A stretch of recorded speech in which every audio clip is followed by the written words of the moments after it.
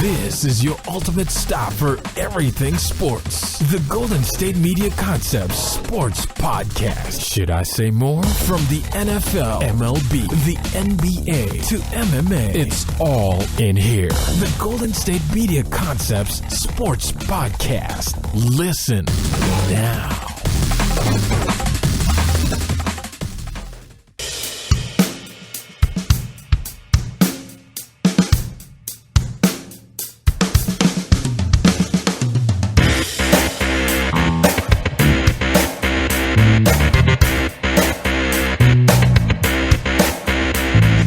Thank you for listening to the Golden State Media Concepts Sports Podcast, where we discuss everything in the world of sports. I am Ben. And I'm Anthony. And we are back here on a Friday, leading you into your fabulous weekend of sports. So we're going to be talking first and foremost on the show about Thursday Night Football, leading us in to the weekend games in the National Football League. We will transition as well into college football. Number 6, Houston gets a big win last night against UConn, the only team to beat them last year, and leading you into a great weekend of college football, including 3 matchups within the top 25, 1 matchup tonight as well. And then we will be talking a lot of just updates. We had some baseball updates. We had some controversy in the world of baseball as we wind down the season. Every team starting its last series this weekend, and we have some wild card races in the American League and National League that we just absolutely have to cover before the weekend, because we won't be talking about it until after the weekend, and we'll have everything already edged in stone and everything. So, Anthony, let's start off with some unfortunate news for you. I know you are a Dolphins fan. Yeah, right. Coming off of last night, we had the Cincinnati Bengals defeat the Miami Dolphins 22-7. I honestly expected the Bengals to kill the Dolphins, and while 22-7 isn't really a lopsided score, it could have been a lot worse. The Bengals ended up kicking 5 field goals, weren't really too efficient in the red zone, and they absolutely destroyed them. Yeah, basically it was just the A.J. Green show. And it didn't on my fantasy football team, by the way. Well, congratulations for you. Yeah, no, it was basically just Andy Dalton pretty much figured out early on that he had, the freak of nature, A.J. Green, and just, 173 yards, a touchdown, just kept burning. It didn't matter what the cornerback was for the Dolphins. It didn't matter, if he was burning Xavier Howard, Tony Lippett, just basically every single time he had like a 51-yard bomb, a 43-yard, like every single time. It was just bomb after bomb, big catch after big catch. Yeah, absolutely. A.J. Green really torched Miami last night, and I honestly expected that. The Dolphins, as it stands right now, probably the most injured team in the NFL. They had 4 of their 5 offensive linemen missing time, so they have to shift around a lot of guys who may have been playing guard over to tackle. I know Laramie Tunsil, the first-round pick out of Ole Miss, had to do that last night. Didn't have Arian Foster. Byron Maxwell, who they brought in the offseason from Philadelphia, has not been doing well, so he got benched. Just really not a good situation for Miami going on the road in a short week. I mean, just not a good situation. They really only had 1 play in this whole entire game, and that was their first series when Ryan Tannehill drops back and throws a bomb to Kenny Stills for a 74-yard touchdown. Right. Other than that, didn't really look too impressive. Yeah, no, I mean, we kind of figured this. We talked about it yesterday. Basically, the fact that it's a short week, it's in Cincinnati. We kind of assumed that the Bengals were going to do well, and like you said, 22-7 doesn't look like that lopsided. But outside of that Kenny Stills bomb, it was basically just kind of that just slow, it was never – at no point in the game did I ever think, oh, okay, with a couple more passes we can get into that. Like, I never, ever assumed they were going to come back just because, be it Tannehill just being inconsistent or the fact that, now it's kind of faint praise, but Tannehill's not the leading rusher of the team anymore. Well, so that's nice. I guess you have something to look forward to. You never want your quarterback as your leading rusher in the NFL. You don't want your quarterback taking hits like that. No. Ryan Tannehill was sacked 5 times last night. Yeah. That is the 13th time in his career that he's been sacked at least 5 times in a game. That's only since 2012 when he came into the league out of Texas A&M. I was thinking about this last night as I saw sort of the recap of the game, and I made this comparison to myself. I'm going to somewhat compare Ryan Tannehill to maybe a few years later of Sam Bradford. And and here's how I say that. You have Sam Bradford drafted really high out of Oklahoma, goes to the Rams. Yep. Not with a not good offensive line, constantly gets hit all the time, having to go through different coordinators and different systems all the time. And I realize he got injured a lot. He tore his ACL twice, missed basically 2 seasons right in a row. And Ryan Tannehill is not missing time, but he's going through the exact same things. He's getting sacked more than anybody since he came into the league. Yeah. He's going through new offenses. Think about when he came in the league, then they brought in Bill Lazor, who's the offensive coordinator, when they brought in Joe Philbin from Green Bay. Now you bring in Adam Gase, who's sort of looked at as the quarterback whisperer, but everything takes time. You have a terrible offensive line. And I realize Tannehill is not doing anything spectacular, but it's got to be hard when you're constantly under pressure. Normally you have a 1-1,000, 2-1,000, 3-1,000, get rid of the ball. With Ryan Tannehill, you have 1-1,000, 2-1. Oh, I'm sacked. Yeah. You know what I mean? So you're constantly under pressure, so you're constantly going to be on the edge of your toes, a little worried about getting the ball out of your hands quickly. So I can understand how you sort of have not necessarily an easier route in it, something that you have to worry about because they have the playmakers. Jarvis Landry is a good wide receiver. They have Devontae Parker, who they drafted last year, who's a good, solid possession guy. And then Kenny Stills, who has the speed. We saw that what he used to do in New Orleans. Right. So it's not that Miami doesn't have the playmakers on the outside. It's because they do. I don't think Ryan Tannehill is anything spectacular, but I think when you're constantly under pressure all the time, you have that feeling like you have that panic feeling like, oh my God, I need to get rid of the ball, I need to get rid of the ball, and then you make mistakes. Yeah, no, and you compared him to Bradford. I would say, like, I understand what you're saying, just all these different coordinators and stuff like that. Also, and he's not this bad because I think at this point Ryan Tannehill is a capable starting quarterback. He's not anything spectacular. He's okay. Sort of along the lines of David Carr. David Carr, who once he got to Houston, new expansion team, everything else like that, he got sacked all of the time. Just left, right, center, every single time, didn't matter, and that kills your confidence because, like you said, instead of having like 3 or 4 seconds where you can figure it out, he's just like, oh, God, and just has to run around. Like, he can run. He clearly was a leading rusher. Not a lot of yards, but he's more mobile than, say, any of the Manning brothers. And now you have something to where you're sacked all the time. Not to make an excuse of it, he wasn't that, he wasn't a quarterback since high school. Was a wide receiver, so has less experience doing that. You get hit all the time. You're not 100% confident when you first get into the league as a quarterback, even though you were a high draft pick. And the fact that you said the offensive line, which is kind of a weird thing that they don't have a strong offensive line as they should. I'm not saying they should have the Cowboys' offensive line, but they, whether it was Pouncey or Tunsil or anybody else, Jonathan Martin, they always had high draft picks at offensive line. And they can't stay healthy. And that's just like, it's one thing if you do the Belichick way of basically just like trading down, and just kind of scrap heaping the offensive line with random pieces. If you have Tom Brady, you can make it work. With Ryan Tannehill, not exactly the same thing. Yeah, I wouldn't necessarily say it's the Ryan Tannehill experiment not working. And with Adam Gase, I realize you're only a quarter of one season into it. Right. So you got to give things time. But when you're constantly under pressure, constantly just facing the heat from the defense, your offensive line seems to always be banged up. It's got to be extremely hard to sort of succeed in that offense. And really, Miami is just 3 missed field goals last week against Cleveland away from being 0-4. Right. Which is definitely not a good thing. You have New England who look absolutely unstoppable no matter who is under center. You get Brady back a week from Sunday. So in this next game, Brady will be back. It's not a good situation. They do have a week and a half to prepare for Tennessee. Right. And then they go on a string of 4 consecutive home games. So Tennessee, Pittsburgh, Buffalo, and then the Jets. So they do have some time. They are going to be playing some home games, sort of finding a way to try and correct some things that they have and move on from there. But it's not a good situation for Miami.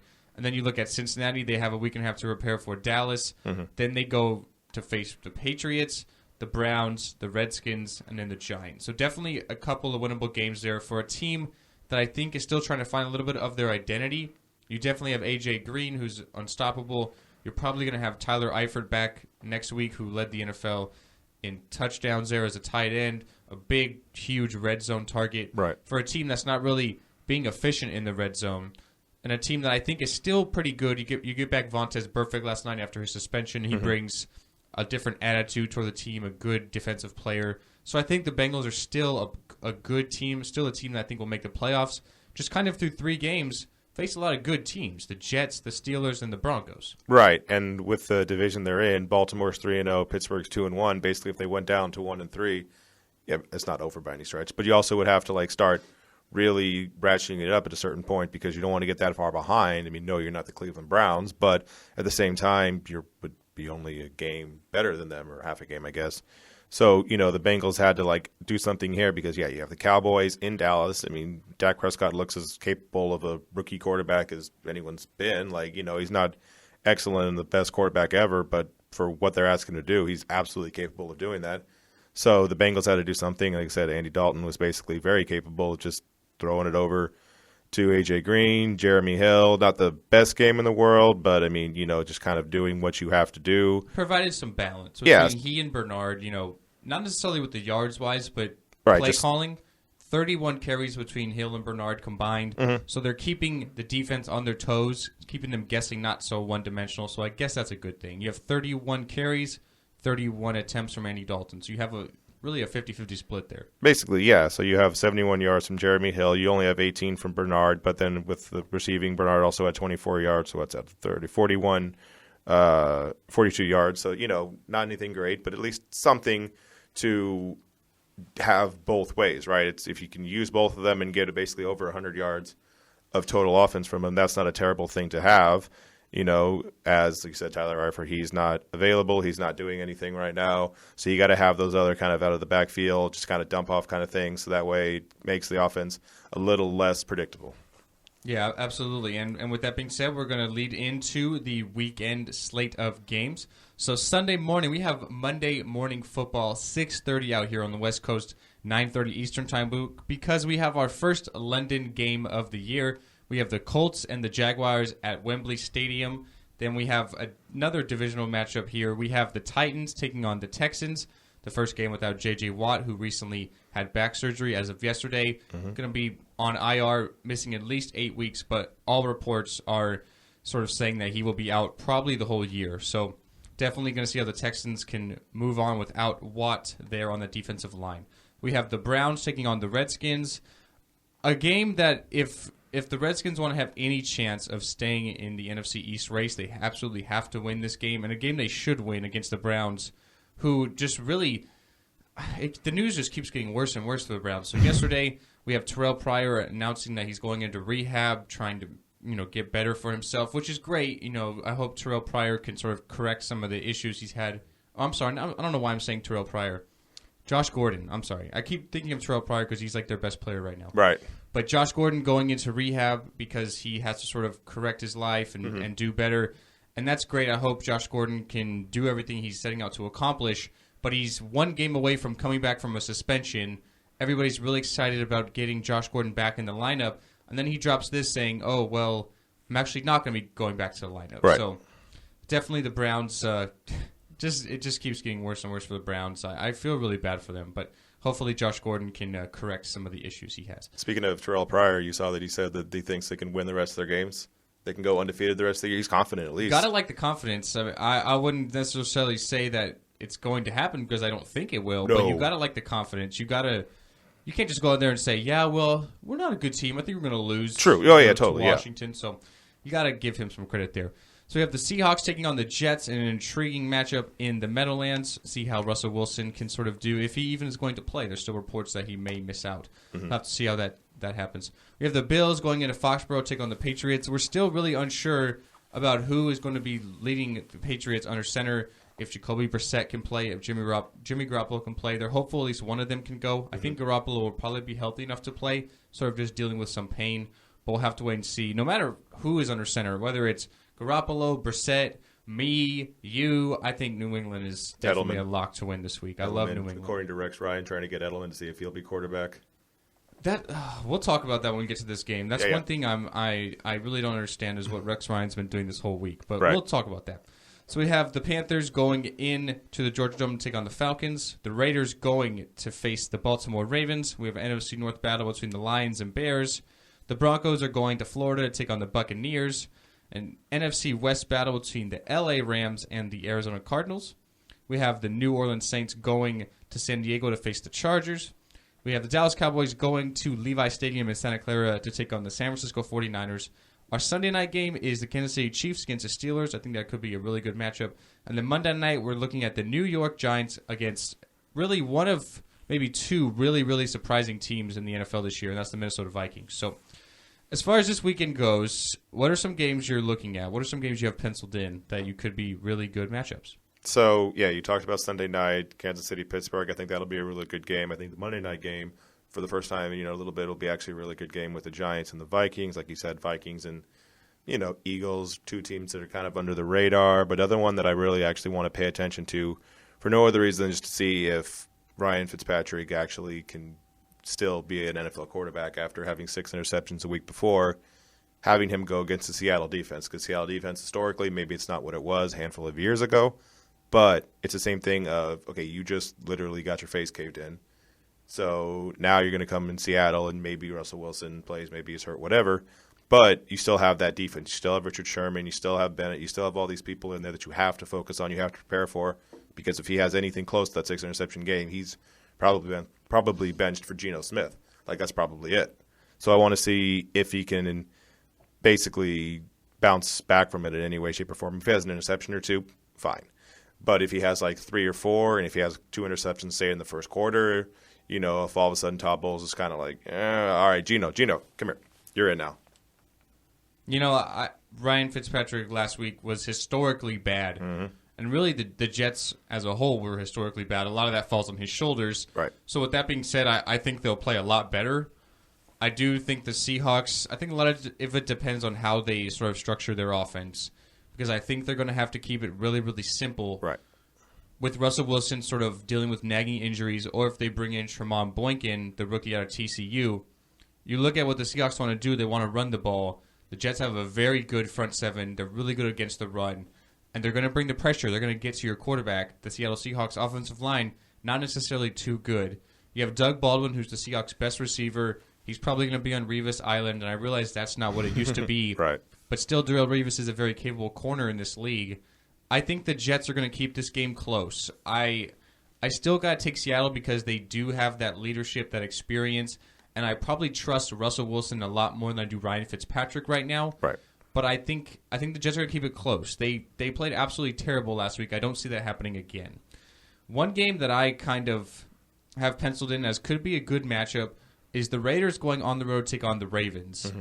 I feel like the Ravens, although they are 3-0, which is obviously great last year, really kind of in the Dolphins' instance this year, just really battling with nagging injuries all year long. Mm-hmm. When I look at the Ravens, they've beaten the Bills, the Browns, and the Jaguars, and they have every single one of those games only decided by one possession. So the Ravens might be 3-0, but I really don't think they're as good as maybe their record would entail. You look at the Raiders, what's the Raiders' problem? They can't stop anybody. They're great at scoring points, but they can't really stop anybody. Last week, they go on the road to Tennessee, put up a good performance, only give up 10 points. I think the Raiders are going to go in to Baltimore and give the Ravens a game. I think a lot of it depends on sort of the fourth quarter, because I think the game is going to go down to the fourth quarter. But I kind of like the Raiders' offense over Baltimore's defense right now. The Baltimore Ravens have a lot more leadership experience. John Harbaugh's won a Super Bowl. But this is going to be, and I realize I'm doing really bad with these upsets. I haven't won one of them yet, and they all have been getting blown out. Right. So don't trust me here, but I'm going to take the Raiders on the road. I really like this Raiders team. I think if they can chew up a lot of problems there on the defensive side of the ball, their offense can really carry them here. Gotta love Derek Carr, Amari Cooper, Michael Crabtree. Latavius Murray's running well as well. So I'll take the Raiders in the upset. Here's the one thing, and they are playing in Baltimore, 10 a.m. tip for us, so it's one of those things, West Coast, East Coast kind of things, which always kind of messes you up body clock-wise because you're used to playing later on in the day. Now you're over 10 o'clock our time, so you got a 3 hours difference there. You talk about the Ravens and all the injuries that they had last year and everything else like that. If you look at it last year, they lost 1, 2, 3, 4, 5, 6, 7, 8, 9, 10, 11 games, right? And of those 11 losses, they had a 6-point loss to Denver in week 1, a 4-point loss to Oakland in week 2, 4-point loss to Cincinnati, 3-point loss in overtime to the Browns, 5 points against the 49ers, and 2 points against Miami, and 8 points against Cincinnati. Basically what I'm saying is like they had really close games that they lost last year. It wasn't like they got blown out like, 25-3 or something like that in every game. A lot of them were pretty close, even with those injuries. And yes, I understand that the teams they've beaten This year hasn't exactly been world beaters. Buffalo, Cleveland, Jacksonville, all of them are really terrible. You have one win between the three of them combined. So I understand that they're not exactly world beaters as far as that goes, but having it at home, having the Raiders have to come all the way out to the East Coast, I think that gives them enough of an advantage.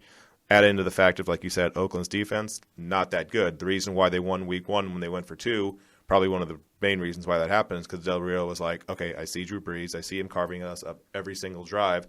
I just don't want that to happen again. I'd rather just, live or die by this one throw. And luckily for him, they got the 2-point conversion and won the game, but he wanted no parts of another drive by Drew Brees.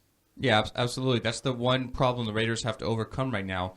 They're averaging over 400 yards in offense, which is great, but if you're giving up 350 yards on defense, it's really not going to mean anything. Yeah, exactly. So my lock of the week, I really love Carolina on the road this week against Atlanta. You look at the Panthers, a game that everybody thought they would win last week at home against Minnesota. Minnesota without Adrian Peterson. Matt Khalil, their left tackle, goes on IR as well, and they come in and put on a defensive performance of the season. They sack Cam Newton 8 times, force him into 3 interceptions. The Panthers are sitting at 1-2 after their opening season loss to Denver. They cannot afford to go 1-3. You know what I mean? I think the Panthers know they have to come in on the road and win this game. They are favored by 3 points on the road, but I expect them winning by at least 10. I think the Panthers know they have to win this game, and it's going to be a big game. You look at the Falcons. They ran the ball so good against New Orleans on Monday night. Devontae Freeman and Tevin Coleman were unstoppable as a force. Carolina, a much better defense, a good front seven. They're going to force Matt Ryan to make a lot of throws as where they're running the ball last week. I don't think that will happen this week. So I love Carolina on the road this week. Yeah, I'm with you on that. I'm with you on Carolina being able to bounce back, having something to prove after getting after getting beaten down pretty good by Minnesota, which, to be fair, a lot of teams are probably going to get beaten down pretty good by Minnesota. And Atlanta got that kind of – he didn't expect to win. It was the 10-year anniversary of the first game back from Hurricane Katrina last week, so you had the whole emotions of that. You expected New Orleans to come back, and just kind of beat them, by 14, 17 points. Didn't happen, so yeah, I'm with you with Carolina. And then the last game I really want to preview here is the Sunday night matchup. Mm-hmm. We have the Kansas City Chiefs going into Heinz Field to take on the Pittsburgh Steelers. I think that on paper this is probably the game of the weekend, probably the best matchup. Mm-hmm. I think it's going to be a good matchup. Look at Kansas City. What they do so well is that they don't make mistakes. Andy Reid offense, Alex Smith offense, they just don't turn the ball over. And then on defense, they force a lot of turnovers, obviously 8 last week against the Jets. Mm-hmm. The Steelers coming in off a game where they got absolutely blown out by Philadelphia 34-3. You have the return of Le'Veon Bell, which is obviously great, one of the best running backs in the league for Pittsburgh. I think the Pittsburgh Steelers are going to win this game. But I think, honestly, you look at Pittsburgh, a good high-scoring offense. I expect this to be a low-scoring game. I expect it to be maybe 24-20, somewhere around there. I think the Steelers will win, though. Okay. I would say Pittsburgh wins this game. They're at Pittsburgh, and you get the whole Sunday night atmosphere and everything else like that. I understand what you're saying about the low-scoring game. I would lean towards it being not necessarily a 41-38 kind of shootout like that, because that's not what the Kansas City Chiefs do. Like you said, Andy Reid, he'll be a little bit more conservative with it, and Alex Smith isn't the guy that'll bomb it for 45 yards every single play. That's just never been his style. But the thing with the Pittsburgh Steelers is, you get Le'Veon Bell back, which now you're going to have him and D'Angelo Williams kind of help each other out. You're going to have some catch some passes out of the backfield, so that way they can both get involved, because we've seen at least 2 of the first 3 weeks how well D'Angelo Williams can do if just given a little bit of responsibility. You don't have to have the whole season, you just have to have a handful of games. So I think you add those things in. Yes, Antonio Brown had a good week last week, but it didn't really matter because all they scored was 3 points. I think at this point, Steelers want to kind of reassert their dominance in a way, just basically tell them, all right, yes, I understand we had a bad week. That's not the best, but before that, 24 points against the Bengals and 38 points against the Redskins. I think at this point they want to at least try and put up at least, call it 24, 27 points, whatever, just that way they can kind of be like, no, our offense is still good. Don't worry about it. We got Bell back. Have them win in the vein of, call it 27-17, something around that. Okay. And then real quick, this game I have sort of my eye looked at. I think this could be a trap game out here on the West Coast for the Cowboys. Okay. Cowboys going in to face the Niners, who the last couple of weeks, the Niners obviously playing a lot better opponent than they did week 1 in L.A. getting blown out by Carolina, getting blown out by Seattle. The Cowboys are only a 2-point favorite in this game. You look at that spread and you would think, wow, I'm going to take the Cowboys. They look like a way better team. They look like they could give up 2 points against the Niners. Last week we had Arizona a 4-point favorite over the Bills. And everyone sort of said, wow, that spread doesn't look right at all. And what happened? The Bills went in and won the game. Sometimes these spreads, they might look funny on paper, but those guys out there in Vegas, they're paid to get these games right. They know the outcomes of these games. So that game looks like an absolute trap game to me for the Cowboys. You're going on the road. You're not going to have Des Bryant with the hairline fracture in his leg, probably for at least another 3 weeks. You have the Cowboys schedule getting pretty tough coming up. So you have Cincinnati next week, who have a week and a half to prepare. You have at Green Bay, which is never easy. And then you have Philadelphia, who look like one of the best teams in the league right now. Carson Wentz looks like a stud. So you have the schedule getting a lot tougher for the Cowboys. You have Dak Prescott not going to have Des Bryant. This could be a trap game in my eyes. I think this is going to be a close game, one of those games where everybody's going to bet the Cowboys, and then they're going to sort of be on the edge of their toes at the end. I can see that. Yeah, no, I understand what you're saying there. Like you said, they have a couple of harder games coming up as far as the Dallas Cowboys do. You know, you have to worry about the Bengals. You have to worry about the Packers. You have to worry about the Eagles. The Niners are one of those teams, you know, as of recently where, you know, whether it be Blaine Gabbert, Colin Kaepernick, whoever the quarterback is, they haven't been as prolific as they were back when they had Harbaugh, you know, and you don't take them, you take them seriously, but you don't assume that they're going to score 24 points a game or anything close like that. So I can see the Cowboys kind of looking at that like, okay, cool, like, you know, we can put in our packages, everything else like that, but they don't necessarily assume that this is going to be like if they're playing the Eagles or if they're playing the Steelers or if they're playing the Packers, something where they have to actually, you know, like they have to figure that they have to score 27 points to win. They probably feel like, okay, if we get 17, we'll win. Yeah, I think it's going to be a compelling matchup. One of those ones where you, like I said, you look at it and you think, wow, the Niners are so bad. They've been getting blown out the last couple of weeks that they don't stand a chance against the Cowboys, when I think they sort of step up and actually give them a good game. So on Monday, we will be back breaking down the NFL action as well as previewing the Monday Night Football matchup between the Giants and the Vikings. But with that being said, we'll take our first break here at the Golden State Media Concepts Sports Podcast. Coming out of the break, we will be talking college football. Last night, the Houston Cougars, number 6 in the country, with a big win over UConn, 42-14. We will also preview this weekend's games in the college football landscape. So we'll be right back here at the Golden State Media Concepts Sports Podcast. Tired of searching the vast jungle of podcasts? Now listen close and hear this out. There's a podcast network that covers just about everything that you've been searching. Hey! The Golden State Media Concepts Podcast Network is here. Nothing less than a podcast bliss with endless hours of podcast coverage. From news, sports, music, fashion, cooking, entertainment, fantasy, football, and so much more. So stop lurking around and go straight out to the Golden State Media Concepts Podcast Network. Guaranteed to fill that podcast itch. Whatever it may be. Visit us at www.gsmcpodcast.com. Follow us on Facebook and Twitter, and download us on iTunes, SoundCloud, and Google Play.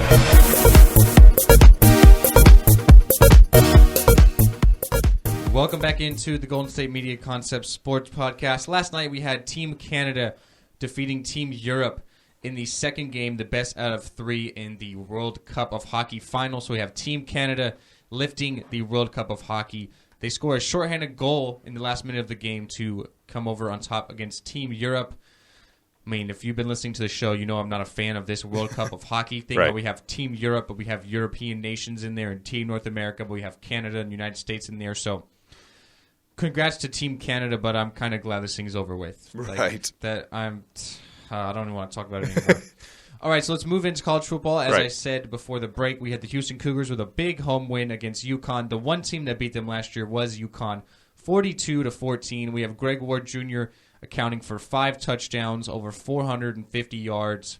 Put on a great performance. He got hit a lot, though. He took a couple of shots where I thought maybe this is something that they might want to monitor, how much hits he's taking. He had 12 carries, so he's getting tackled 12 times. Got sacked a couple of times, took some big shots from UConn. But nevertheless, Houston, under Tom Herman, stay undefeated, ranked 6th in the nation.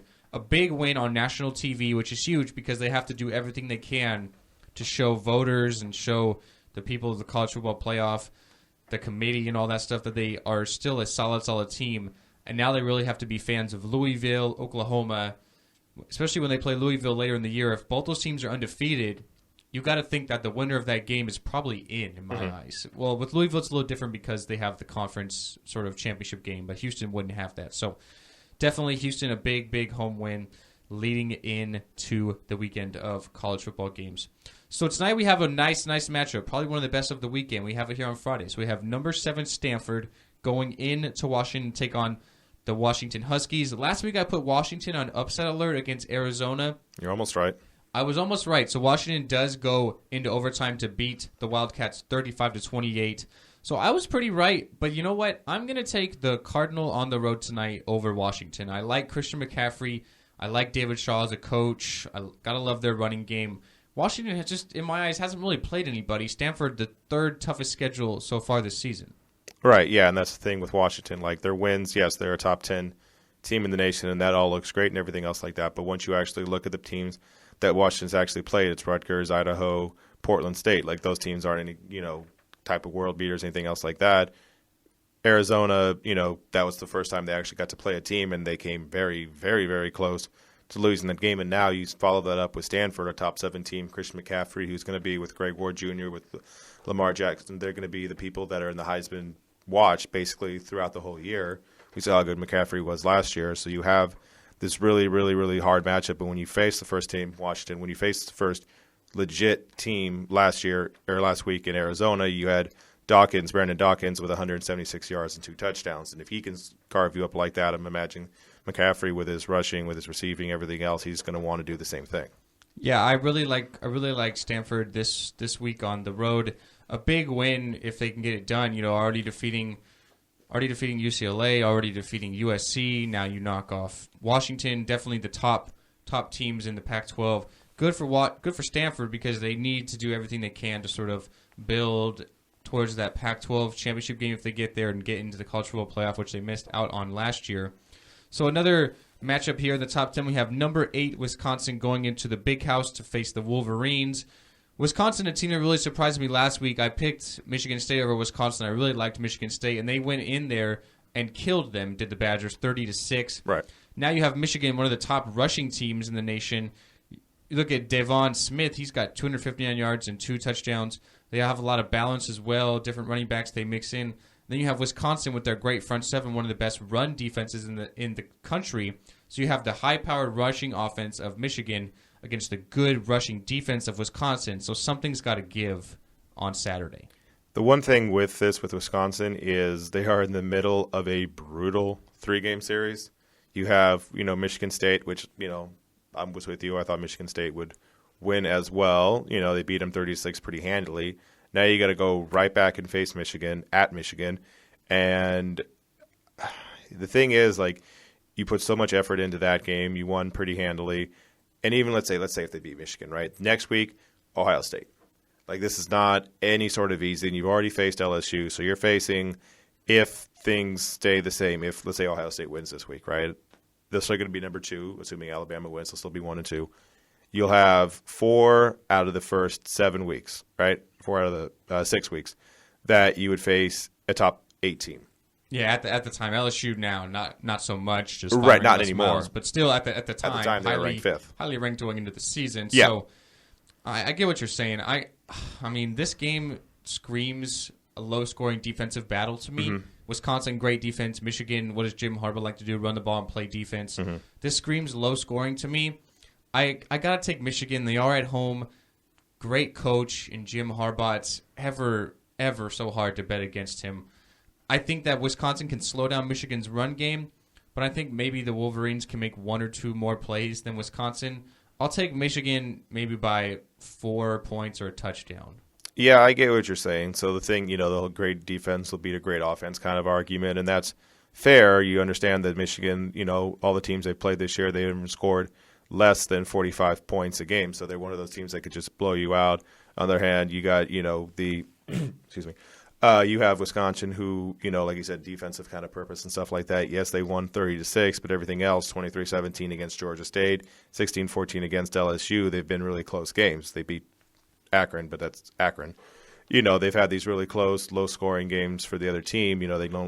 They give up at most 17 points. So, I can see their things basically like, okay, you try to take out the best thing that Michigan has, which you said is their running game. And that's just going to be their sole focus. That's going to be their one main mission. Let's just try to make sure that he doesn't just gouge us for 195 yards or something like that. So I would say Michigan, but like I'm with you, I wouldn't say it was anything overwhelming. Yeah, as far as Michigan goes, Wilton Speight, their quarterback, is very capable as well. He's got 9 touchdowns through 4 games, so he's averaging at least 2 throwing touchdowns a game. Mm-hmm. So they're definitely going to lean on that running game, but I think that Speight can make some plays there at the quarterback position. Mm-hmm. So I gotta like Michigan. I think they just make a few more plays than Wisconsin. It's like I said, it's so hard to bet against Jim Harbaugh. Right. So with that being said, leading into the weekend, definitely the best matchup on paper is the Saturday night primetime game, 5:00 here on the West Coast, 8 Eastern. We have number 3 Louisville going in to Clemson to face the number 5 Tigers. Louisville is a 2-point favorite on the road, and this screams to me. I realize this is going out on a limb because Louisville is looking so good. Think of what they did to Florida State 2 weeks ago. This is my lock of the week. I love Clemson on Saturday because they are at home. Mm-hmm. I think that's a huge, huge advantage. Saturday night primetime game. Right. Those students, those fans are going to be crazy. So much alcohol. You have really, in this game, you have a matchup of the quarterbacks. You have Lamar Jackson for Louisville, who's accounted for 25 touchdowns and over 1,800 yards against Deshaun Watson, who going into this season was looked at as maybe the best player in college football. Mm-hmm. You have Clemson, who has the number 3 ranked defense in the nation, going in against that, like I said, that high-powered Louisville offense. The Louisville defense is pretty good as well. So I think this game really comes down to the quarterback play. Lamar Jackson of Louisville against Deshaun Watson for Clemson. I got to give the edge to Watson as an experienced leader, playing a lot more games, a lot of more big-time games. Think about Louisville. The only big-time game they've played was against Florida State. That was a 9 a.m. kickoff, 12 Eastern time. This is different. This is Saturday night prime time on the road. That game against Florida State was at home. Dabo Swinney against Bobby Petrino, 2 good coaches, but I got to give the edge to Dabo in bigger games. The home field advantage, Clemson going into the season as looked at as that one team to really get back to that national championship game along with Alabama that they did last year. I got to take the Tigers here. This is my lock. I love Clemson this week. You make very good arguments. You do.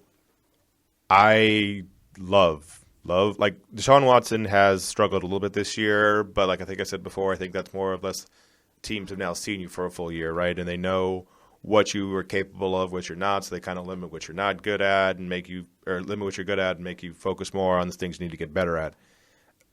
I think he will have a better game because he hasn't had, like I said, the best game in the world.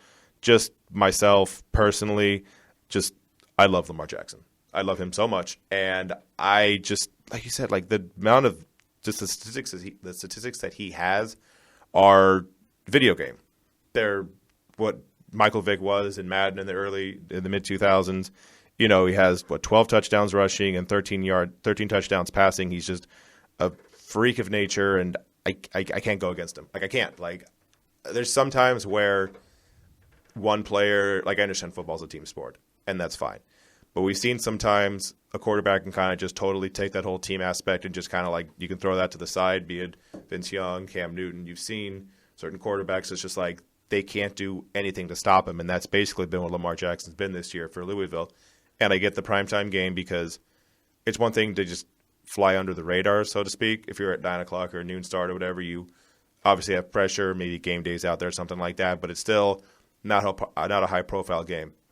Everyone's watching this. Like, this is a game where everybody, college players, fans, whatever, like, everyone's going to watch this game because if Louisville wins, then you're basically just waiting until the end of the year, right? You're basically waiting for that end-of-the-year Houston game. And if you're Clemson, now all that stuff we talked about Clemson of, like, maybe Clemson's not the same team. Maybe after what they had last year, almost went to the national championship, maybe it's a little bit of a hangover because now you're kind of going into the league, you're going into the season as the hunted, right? You're not the one just kind of coming out of nowhere. But if they win this game, now all of a sudden all those close wins against Georgia Tech, or not even Georgia Tech, against Troy and Auburn, now all those are kind of put to the side of like, yeah, but they beat a top 5 team.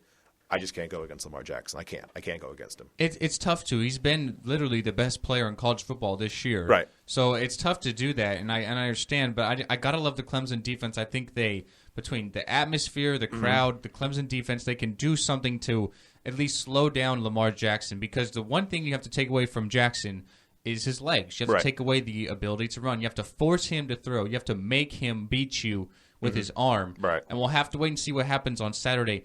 I love Clemson on Saturday, but of course on Monday we'll be breaking it down about what happens, as well as a new college football poll. But there's still a lot of great matchups this week. I think Texas going on the road to Oklahoma State could be a very good game. That's going to be important for Texas. Yeah. I would expect really a shootout, like you said, really important for Texas, having lost to Cal 2 weeks ago. Tennessee goes on the road to face Georgia. Tennessee's one of those teams I just can't seem to understand this year. Seem to get off to terrible starts, but then in the second half play so good. They were down 21 to Florida last week, and then they go back and win by 10. So I just can't seem to understand Tennessee this whole year, going on the road between the hedges to face Georgia, a team who's still a capable opponent, probably not as good as we initially thought, but still a good opponent. And then my upset of the week, according to the spread, is going to be Utah against Cal. Okay. So Cal is the home team against a number 18 ranked Utes.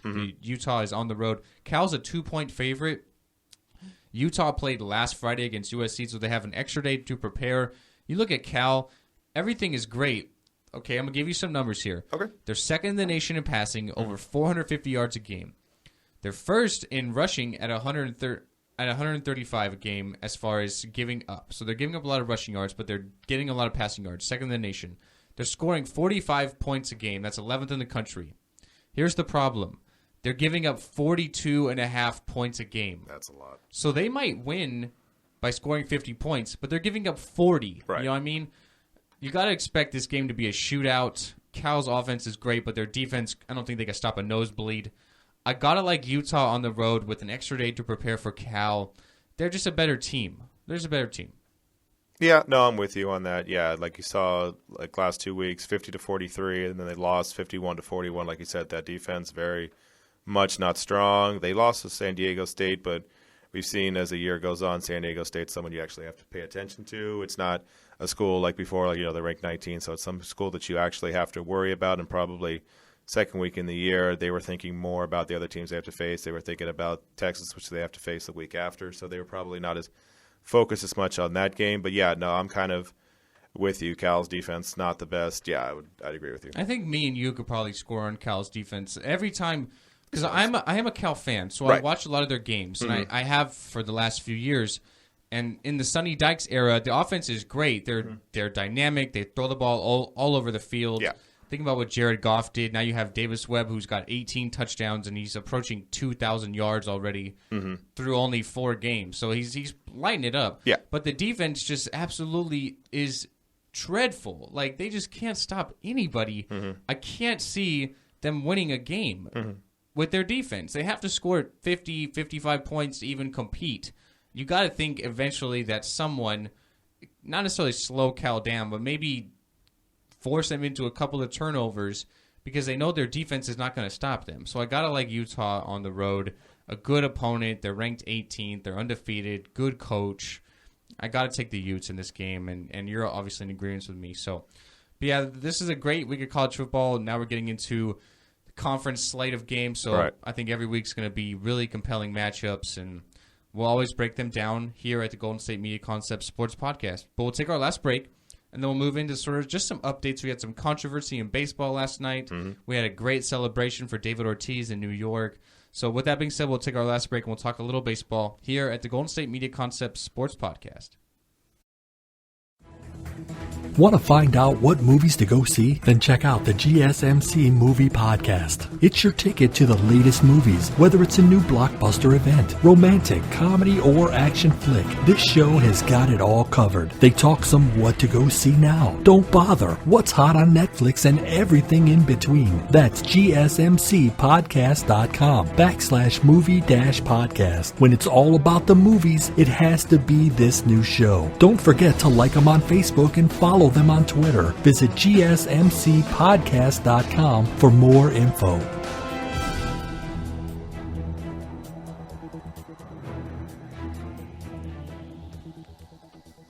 And welcome back to the Golden State Media Concepts Sports Podcast. All right, so we started off, we talked about Thursday Night Football with the Dolphins and the Bengals. We talked about college football, everything else between Houston, Louisville, Clemson, all those kind of games. We're kind of switch gears a little bit to baseball. We'll start off with David Ortiz, who last night, final game against the Yankees, very historic figure in the sense of the Yankees-Red Sox rivalry. All you really have to do is look at 2004 and the playoffs that he had against them. First team to win in 86 years, break the curse, all that good stuff. It was his last game. He even had a little sign that was around the stadium, Dear New York. The day you thought would never come is almost here. Let's make it one to remember. Let's do what we've always done. Let's show the world how much we love our cities and teams and how much more we love this game. Let's make September 29th mean something. We share too much history to leave the field as enemies, but I'll always respect you as a rival. So they showed him a lot of love. Before the game, they did the thing where, you're retiring. They gave you gifts. They gave him a painting. Mariano Rivera even came out. Very grandiose, kind of just like, we'll show you respect because our rivalry with you over the last, 10, 13 years or so has been really historical and one that you'll remember for a long time coming. Yeah, it was something that's obviously really great to see both teams kind of put not necessarily their issues, but their hatred for each other sort of to the side and honor someone who's finishing his career with really, although he is a DH, I would say Hall of Fame career just for all his offensive numbers, probably the best DH ever. Mm-hmm. And at 40 years old, who's having really the last final season of his life, and now he's going into that ballpark for the last time. Mm-hmm. To see the Yankees do that is definitely something you have to sort of tip your cap to, no pun intended there. Right.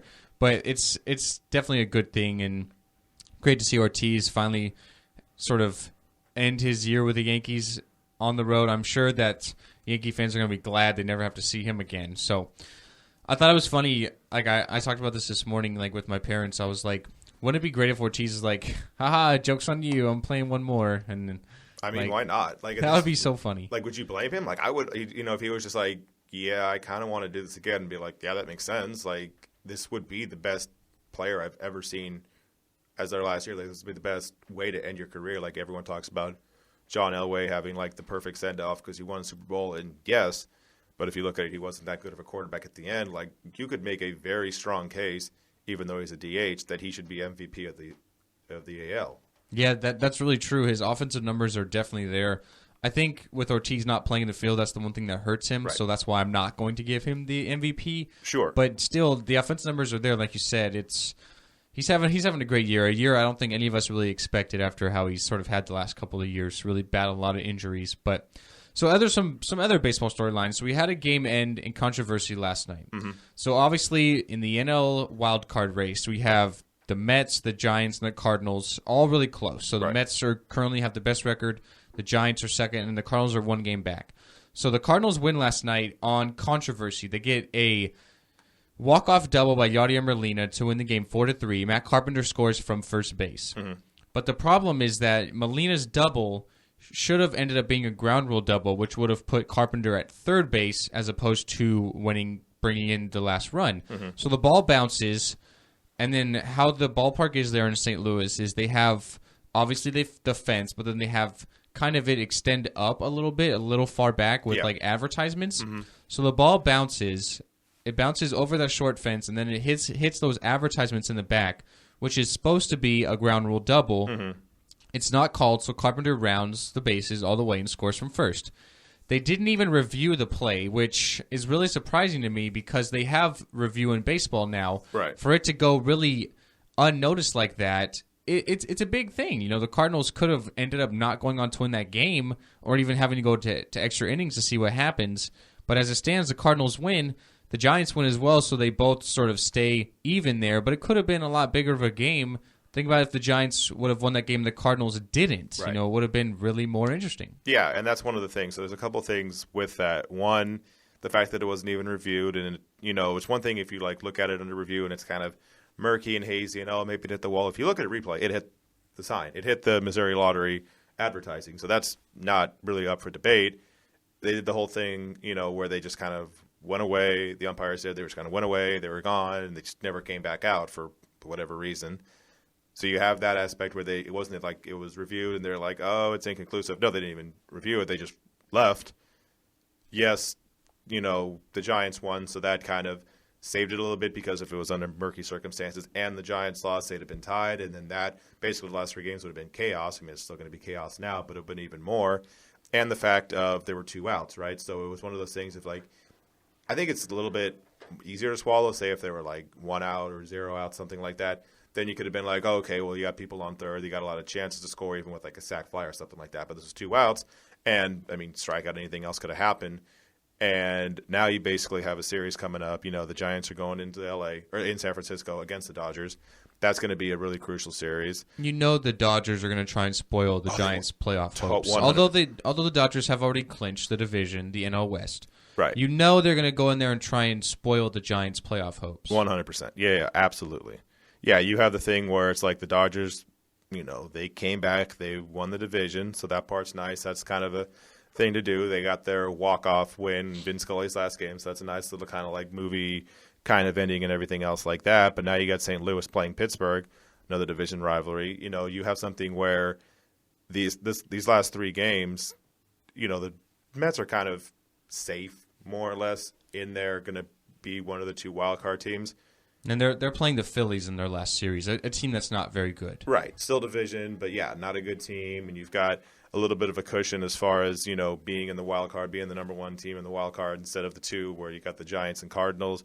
This is one of those things now where, if it is tied potentially, this is something they're going to point back to, because this isn't like a game like 42 in the, regular season where a lot of things can happen. Like, this is right at the end where it matters, and if it's anywhere close, if it's tied or if the Giants lose by a game, they will point back to this saying, like, yeah, but that maybe shouldn't have been the case. They can't change it, obviously, but it's one of those things you'll point to of this is, one thing that absolutely could have changed things. Right, and then when we switch over to the American League side, so we have the Orioles and the Blue Jays currently tied for both wild card spots. So the Tigers a 1.5 back. The Mariners are 2 games back. Then you go to the Yankees and the Astros at 4, which pretty much eliminates them for the most part. So you have the Blue Jays, who had a nice 2-game lead earlier in the week, but then you have the Orioles, who have beat them the last couple of days. So really you have just AL East matchups here in the last part of the series. So you have the Orioles going to face the Yankees. Definitely, the Yankees have been a tough team all year. You have the Blue Jays going into Fenway Park to face the Red Sox. You have David Ortiz's last home series. You have the Red Sox, who are still battling for that best record in the American League with Texas. So they're going to be playing to win a lot of games. And then you have the Tigers. They're going on the road to face the Braves, one of the worst teams in baseball. Although they are having to go into a National League ballpark, so they don't have the DH anymore. They're not going to have Victor Martinez be their DH. If he plays, he's going to have to be at catcher or first base. So you have to do a little bit of lineup shifting there. But the Tigers definitely have the easiest road, but they're a 1.5 back. Yeah. So it's going to be tough. I got to think that the Orioles and the Blue Jays can both hold on to those wild card spots. They've been so good and consistent all year. Yeah, I would say that, it probably would be Toronto and Baltimore that finish it out. And the reason why I would say that, with Detroit, yes, 1.5 games back, that definitely is not an easy thing to do with this little time left in the season. Also, they're facing Atlanta, which, yes, Atlanta stinks. Also, it's in Atlanta. Atlanta's not going to be in there, not in Turner next year. They're moving out of the city, basically, of Atlanta. So this could be one of those, like, kind of farewell. Team gets a little more amped up. I understand that the Tigers or the Braves have been trash all year, 66 and 92.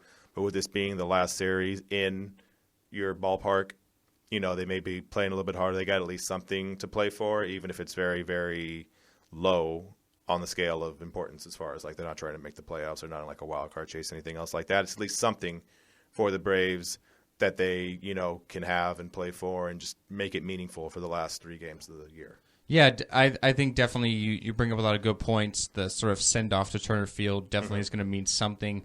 You have the Mariners, who I said are 2 games back. They're ending their season against the A's, so a team that's definitely not good as well. So the Mariners have some chances, but I think they're just a little too far back. 2 games here late in the season. You got to expect for them to have a playoff shot. All 3 teams above them, being Detroit, Baltimore, and Toronto, have to play bad. So that's going to be tough. But you never know. We've seen crazier things. So True.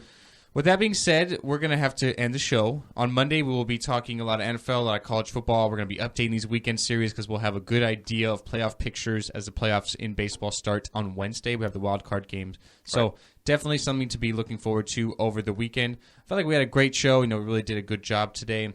So you can find us on a platform of networks. You can find us on our homepage. Our website is gsmcpodcast.com. You can find us on iTunes, SoundCloud, Stitcher, Google Play. You can also follow us on Facebook and Instagram, as well as Twitter. So GSMC_sports. You can follow us on all those platforms. And if you like to watch videos on YouTube, you can hear the podcast on YouTube. You can just open up a tab, listen to it, work on whatever you're doing, homework, just cleaning the house, whatever you like to do. So with that being said, we're going to end the show. I'm Ben. And I'm Anthony. And we are out of here at the GSMC Sports Podcast.